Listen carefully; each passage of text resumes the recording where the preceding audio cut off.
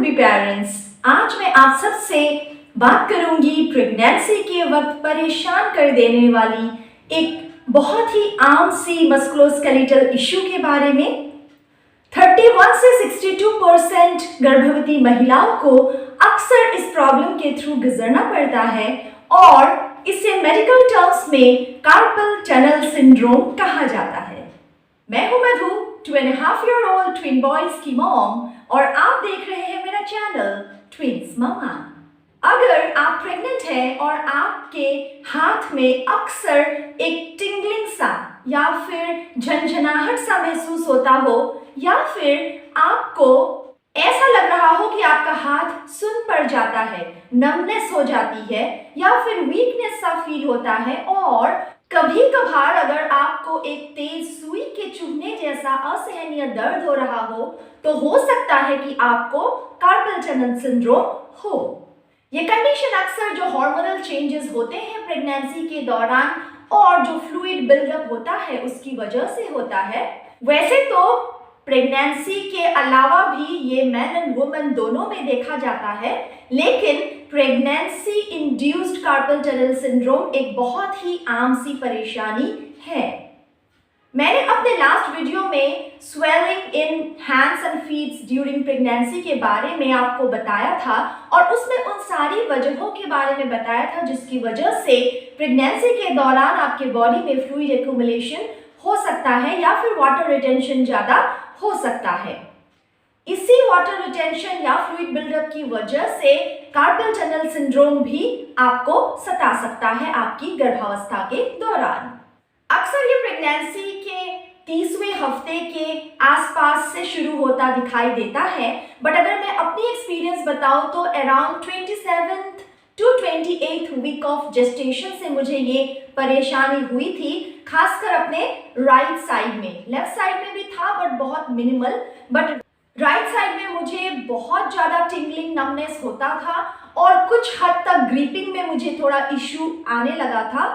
ये प्रॉब्लम मेरी बस प्रेगनेंसी के दौरान नहीं, उसके आगे भी अराउंड 5 to 6 मंथ्स रही, और ये एक काफ़ी ही पेनफुल भी नहीं कह सकते, टू सम एक्सटेंट पेनफुल होता है बट उससे ज़्यादा इरिटेटिंग होता है। मतलब आपका पूरा एक हाथ जैसे सुन सा पड़ गया हो, you can not feel the sensation in that particular hand, और उसके बाद कुछ pins and needles kind of sensation आपको मिलते हैं इस कंडीशन में। सो मेरा रात का सोना बहुत टफ हो गया था। Along with other discomforts of pregnancy, this was one which irritated me a lot, और इसकी वजह से मैं रात को अक्सर ढंग से नहीं सो पाती थी। आपको मैं ये बता दूं कि ट्विन प्रेगनेंसी में वाटर रिटेंशन ज़्यादा होता है, और ये एक और वजह होती है कि ट्विंस कैरी कर रही महिलाओं में ये बहुत ही आम सी परेशानी होती है। आपकी नॉलेज के लिए मैं बता दूं कि कार्पल टनल सिंड्रोम क्यों होता है। आपके इस एरिया में कलाई के पास छोटे छोटे 8 बोन्स होते हैं, और उनका आसपास के स्ट्रक्चर के साथ इसी जगह पे एक बहुत ही छोटा सा सुरंग जैसा, टनल जैसा एरिया होता है, जिसके थ्रू आपके इन उंगलियों में जा रहे मसल्स के टेंडन्स पास होते हैं। अराउंड 9 टेंडन्स पास होते हैं, और उसी सुरंग के थ्रू, छोटे से स्पेस के थ्रू, मीडियन नर्व भी गुजरता है।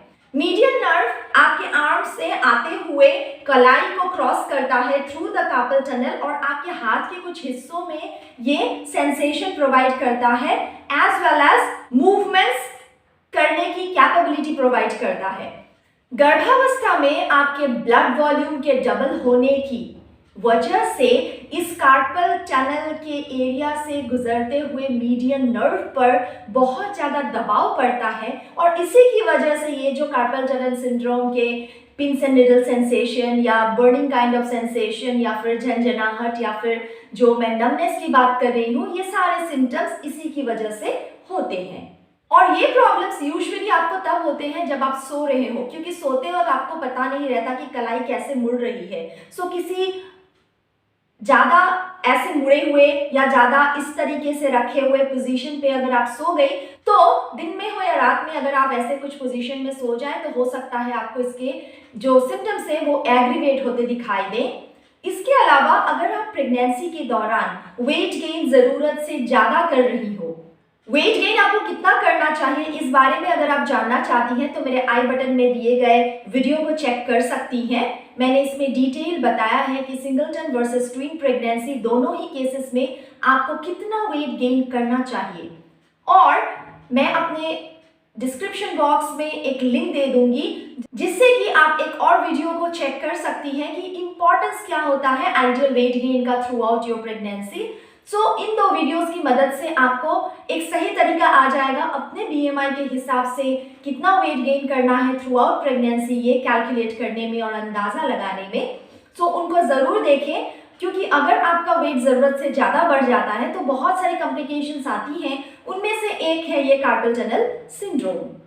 इसके अलावा अगर प्रेगनेंसी में आपको डायबिटीज या हाई ब्लड प्रेशर हो गया हो, ये भी आपके कार्पल टनल सिंड्रोम होने के संभावना को बढ़ा देता है। मुझे जब इस परेशानी ने सताया था तो आई न्यू कि मुझे क्या करना है। देखिए, कंप्लीटली आप इस सिंड्रोम से छुटकारा नहीं पा सकती, क्योंकि it is because of the extra amount of fluid जो कि आपकी बॉडी में प्रोड्यूस हो रहा है during your pregnancy and because of your pregnancy. Ultimately एक बार आपकी डिलीवरी हो जाए तो अपने आप धीरे धीरे ये कंडीशन चली जाती है। मैं भी अभी बिल्कुल पेन फ्री हूँ, लेकिन जब आप इस प्रॉब्लम से गुजर रही है प्रेगनेंसी के दौरान, तब आपको क्या करना चाहिए, इस बारे में मैं आपको कुछ टिप्स एंड आइडियाज़ दूंगी जो कि मैंने खुद भी अपनाए थे अपनी प्रेगनेंसी के दौरान। सबसे पहले तो आप क्या कर सकती हैं कि थोड़ा सा कोल्ड कंप्रेशन ले सकती हैं। आइस पैक ले लीजिए और कलाई के एरिया में थोड़ा सा गोल गोल मसाज कीजिए या रब कीजिए, ज़्यादा ज़ोर से नहीं, अराउंड 2 to 3 मिनट्स ऐसा करके विद इंटरवल्स 5 मिनट का टोटल आप कर सकती हैं। इससे आपके नर्व का इन्फ्लेमेशन थोड़ा सा कम होगा और आपके पेन में भी थोड़ा सा रिडक्शन आएगा। इसके अलावा आप ब्रेस का इस्तेमाल कर सकती हैं, खासकर रात को सोते वक्त। आप कोशिश कीजिए कि अपने रिस्ट को ज़्यादा एक्सटेंडेड या फ्लेक्स पोजीशन पे ना रखें। इसे एक्सटेंशन कहते हैं, इसे फ्लेक्शन कहते हैं। इन दोनों पोजीशन पे क्या होता है कि जो मीडियन नर्व ऑलरेडी दबा हुआ है उस पर ज़्यादा स्ट्रेस पड़ता है, तो इसकी वजह से प्रॉब्लम्स ज़्यादा एग्रीवेट हो सकती हैं। आप अगर एक स्प्लिंट या ब्रेस यूज़ करेंगी, वो आपके हाथ को ऐसे एक न्यूट्रल पोजीशन में रात को सोते वक्त रखने में मदद करेगा। तीसरा आप क्या कर सकती हैं कि रात को सोते वक्त अपने हाथ को एक पिलो में उठा के रख सकती हैं। इससे क्या होगा, एक्स्ट्रा फ्लूइड बिल्डअप नहीं होगा आपके रिस्ट के एरिया में, बहुत ज़्यादा दबाव नहीं पड़ेगा मीडियन नर्व पे और आपका दर्द कम रहेगा। कहना आसान है वैसे, पर रात को हो सकता है कि आपका ध्यान ना रहे आपका हाथ कैसे है, बट एटलीस्ट आप ये ट्राई करके देख सकती हैं। मुझे जैसे दाएं हाथ में सिम्टम्स थे, बाएं हाथ में लास्ट स्टेजेस ऑफ प्रेगनेंसी में थोड़ा थोड़ा होने लगा था, but that was not that much, इतना ज़्यादा इरिटेट उसने मुझे नहीं किया। अगर ऐसा आपके साथ भी हो रहा हो तो जिस साइड में आपको पेन है, हो सके तो उस साइड मुड़कर आप ना सोएं। ये कुछ हद तक पॉसिबल होता है, कुछ हद तक नहीं होता है, बट जिस साइड आपको पेन है अगर आप उस साइड मुड़कर सोएं तो आपके हाथ पे ज़्यादा प्रेशर पड़ता है और इससे आपके सिम्टम्स एग्रीवेट हो सकते हैं। आप एक फिजियोथेरेपिस्ट से परामर्श ले सकती हैं जो आपको different exercises, strengthening technique, range of motion exercises वगैरह बताएंगे ताकि आपको इस प्रॉब्लम से कुछ हद तक राहत मिल पाए प्रेगनेंसी के दौरान। आप कंट्रास्ट बाथ के बारे में भी अपने फिजियोथेरेपिस्ट से पूछ सकते हैं। मैं अपने आने वाले वीडियो में आपको डिटेल्स में बताने वाली हूँ कि आपको कैसे कैसे एक्सरसाइज करने चाहिए या कौन से मैनूवर्स अपनाने चाहिए ताकि आपको कार्पल टनल सिंड्रोम के साथ प्रेगनेंसी को हंसी खुशी क्रॉस करने में आसानी हो। क्योंकि कार्पल टनल सिंड्रोम अदरवाइज जो दूसरे लोगों को होता है, बिना प्रेगनेंसी के भी मैन एंड वुमेन दोनों में ये देखा जाता है, उस केसेस में ट्रीटमेंट में और इस केस में ट्रीटमेंट में थोड़ा सा फर्क होता है क्योंकि यहाँ जो कॉजेटिव फैक्टर है वो ही अलग है। इस बारे में डिटेल्स में जानने के लिए stay tuned, subscribe to my channel and hit the notification bell so that आपको जल्दी ही पता चल जाए कि मैंने वीडियो पब्लिश किया है और आप उसे देख सकें। इन उपायों और फिजियोथेरेपिस्ट की सलाह के अलावा आप कोई टॉपिकल एनाल्जेसिक लगा सकती हैं, बट पेन मेडिकेशन आप बिल्कुल ना लें। अपने डॉक्टर से परामर्श करें अगर वो आपकी कोई मदद कर सकते हैं, बट यूजुअली इस दौरान, प्रेगनेंसी के दौरान आपको कोई स्टेरॉइड इंजेक्शंस या पेन किलर्स आपके डॉक्टर शायद प्रिस्क्राइब ना करें, क्योंकि इससे आपके बच्चे को खतरा हो सकता है। डिलीवरी के बाद वैसे तो फ्लूइड लेवल्स के कम होने पे आपके ये सिम्टम्स अपने आप कुछ दिनों में चले जाने चाहिए, बट अगर आप भी मेरी तरह उन अनलकी मॉम्स में से हैं जिनका ये सिम्टम्स उसके बाद भी कई महीनों तक रहा या रहेगा, तो आप अपने डॉक्टर से इस बारे में बात कीजिए। यूजुअली ये इसलिए होता है क्योंकि आपके बेबी के बर्थ के बाद आप अपने रिस्ट एंड हैंड के मूवमेंट्स बहुत ज़्यादा करती हैं, चाहे बेबी को फीड करने में हो, नहलवाने में हो, बर्पिंग करवाने में हो, नैपी चेंज करवाने में हो। अगर आप ध्यान ना रखें कि आप कैसे मूवमेंट कर रही है अपने हैंड एंड रिस्ट की, और कभी कभार ये ध्यान नहीं रहता, specially since I am a physiotherapist, मैं जानती हूँ कि कैसे मुझे अपने कलाई और हाथों को सेफ रखना है, लेकिन जब मैं अपने ट्विन बेबीज के नीड्स को कैटर कर रही थी during those initial days after their birth, मेरे दिमाग में ये सब कुछ नहीं था। सो हो सकता है आपके साथ भी ऐसा हो कि आप बेबी केयर में इतने जुड़ जाए, और ट्विंस हो तो फिर क्या बोलूँ, अपनी दास्तां तो मैं आपको बहुत सारे वीडियो में सुना ही रही हूँ। सो रिपीटेटिव मूवमेंट की वजह से हो सकता है कि ये कार्पल टनल सिंड्रोम के जो सिम्टम्स हैं ये और बिगड़ जाए, या फिर ऐसे ही कंटिन्यू रहे for some more months.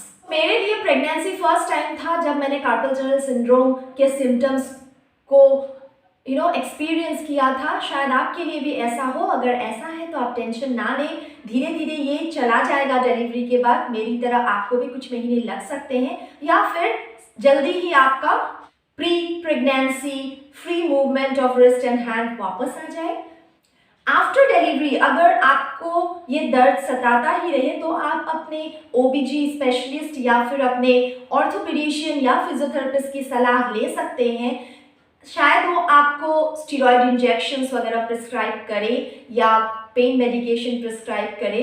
In severe cases हो सकता है आपको सर्जरी की ज़रूरत हो, बट वो काफ़ी कम होता है pregnancy induced carpal tunnel syndrome के केस में।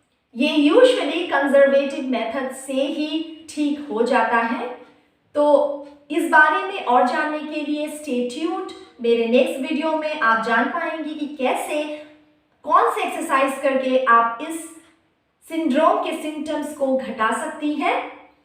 ऐसे ही pregnancy related and parenting related videos के लिए मेरे चैनल को सब्सक्राइब कर लें, और मैं अपने चैनल में twin moments and fitness related कुछ बातें भी करती हूँ। So keep supporting.